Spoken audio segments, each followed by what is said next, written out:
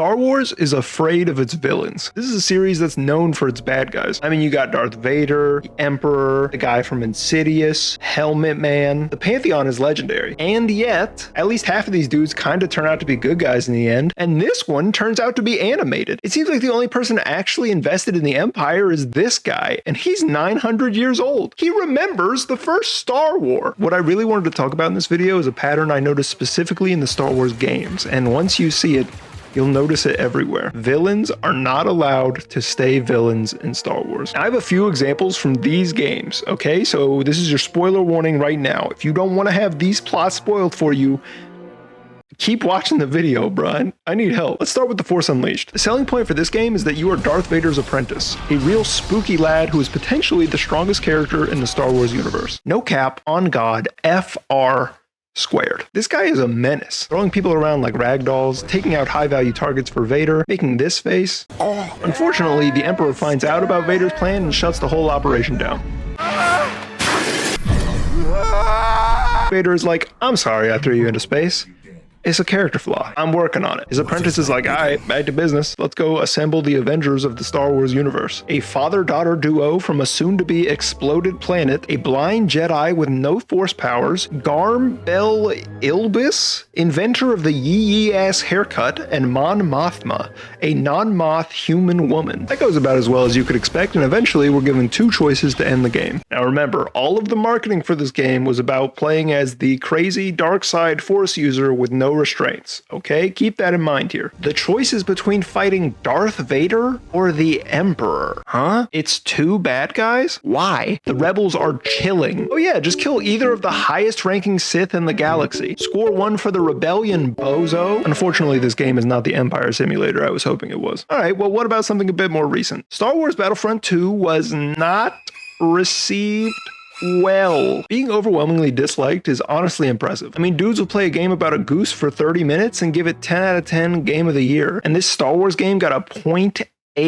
I guess you needed more goose, huh? Anyways, the premise of the game once again is very interesting. You begin the story as Iden Versio, the leader of an elite covert stormtrooper death squad. When the first mission starts, the team is actually midway through an operation where Iden was intentionally captured so she could compromise some data the rebellion had secured. You spend about 2.5 missions hitting key targets for the Empire, doing space combat, dreaming about a third Death Star, probably. I assume that's what all the Empire guys dream about.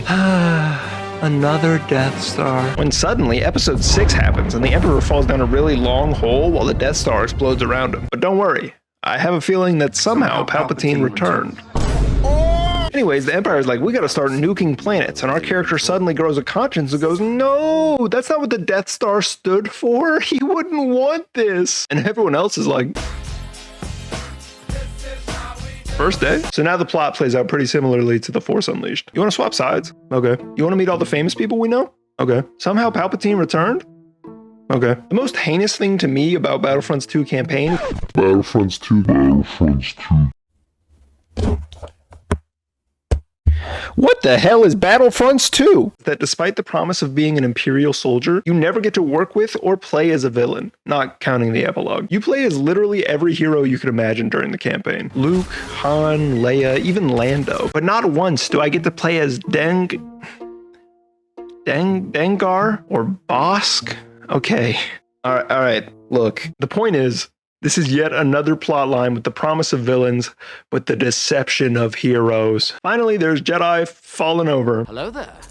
Jedi Fallen Order, that's it. That's the one. This game is neat. Don't really need to talk too much about it other than the fact that the main bad guy, or should I say bad girl, is not very nice to you. She's not. I'll say it. She's a little rude sometimes. A little bit cranky. But at the very end, you know what, man? Forget all that bad guy stuff. I'm sorry. I was being a real jerk. And then she gets deleted. But look, what's important is that even when it wouldn't have mattered to the plot at all, if she hadn't switched sides, she still did.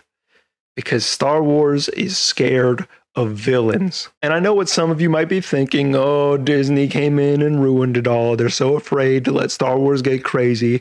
And you're definitely right to an extent, but The Force Unleashed came out 4 years before they were bought by Disney, and still it had the bad guy gone good plotline, so. On their own, I think each of these games was really fun, and the plots were serviceable to good. It's just when I look at all of them as individual entries in a franchise that I have to ask myself, Why do they keep doing this specifically? I just want a villain who is bad and they love being bad, and some other character being like, hey, knock it off. Isn't enough for them to switch sides, you know? The Empire is apparently eternal, but it doesn't seem like anyone is actually interested in being a part of it. It's just confusing. If everybody actually secretly wants to be good, what is the point of the Star Wars? You're telling me this vampire is the only thing keeping it all together? Look at this. This is me pressing X to doubt you. In summary, why bad when actually good? I'll let you ponder that question on your own. It's a deep one, but I'm sure if you study hard enough, you'll get to the bottom of it. Okay, I guess I'm done talking now. Hope you liked the video. If you did, you know, slam the subscribe button. Go crazy on it. But at least always click it an odd amount of times, because if you click it an even amount of times, you're not going to subscribe to me. I don't know. Okay, who cares? I'm talking to a camera. All right, I'll see you later. Bye-bye. Testing. I don't even like Star Wars.